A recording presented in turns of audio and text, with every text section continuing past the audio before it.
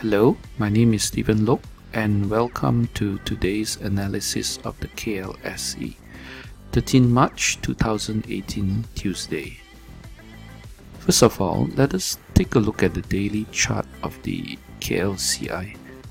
As you can see, these past few weeks have been very volatile for the KLCI. The plunge in the US market has also affected the Malaysian stock market. And then the subsequent rebound and rally in the Dow Jones is also reflected in the price movement of the KLCI. Now, what is encouraging at the moment is the fact that the KLCI is still trading above its rising 50 MA. So, midterm wise, we can consider the Malaysian market to be healthier. One thing to note is that the KLCI may be forming some kind of a triangle just like the Dow Jones and S&P 500. We can see the triangle by drawing through two trend lines, an upper trend line and then the lower trend line. I'm not very sure yet whether it is forming a triangle or perhaps an ascending triangle, which is why we need to look at the markets each day as new price action comes in.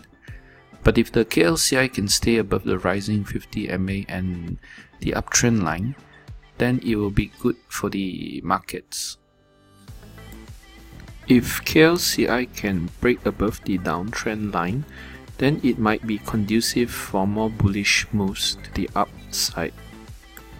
Let's take a look at the EWM. Now, the EWM is Malaysia's ETF that is listed in US. Sometimes it's useful to use it to analyze the Malaysian market as well. You can actually trade the EWM just like the SPY or DIA, and it even have options on it. The triangle pattern is much more clearer in the daily chart of the EWM. If EWM can break above the triangle, then it will be conducive for a bullish move up. And of course, staying above the uptrend line and the 50 MA will also be good. Let's take a look at the big picture now by looking at the weekly chart of the KLCI.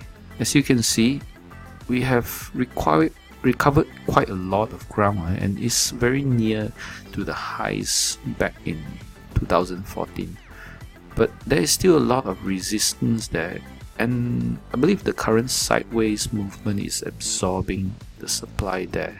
Usually if there is heavy resistance overhead, it will take some time to overcome it and absorb the supply there.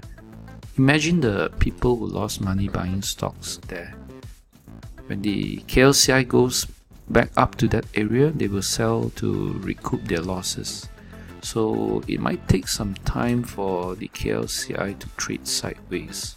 It will be good if we can form some kind of a continuation pattern in the weekly chart and then break out. Now, if that happens, it is very possible for KLCI to make new all-time highs. Let us now have a look at the short-term trend of the markets. As you can see, the KLCI gap up above a 60-minute triangle thanks to the bullish run up in the US market 2 days ago. Now, there is something good. You can use the 60-minute 20 MA, which is the red line on the charts, as a short-term trend following tool.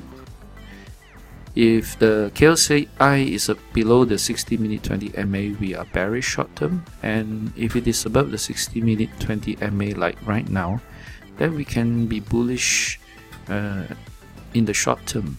I hope this analysis of the KLCI helped you to see things a bit clearer.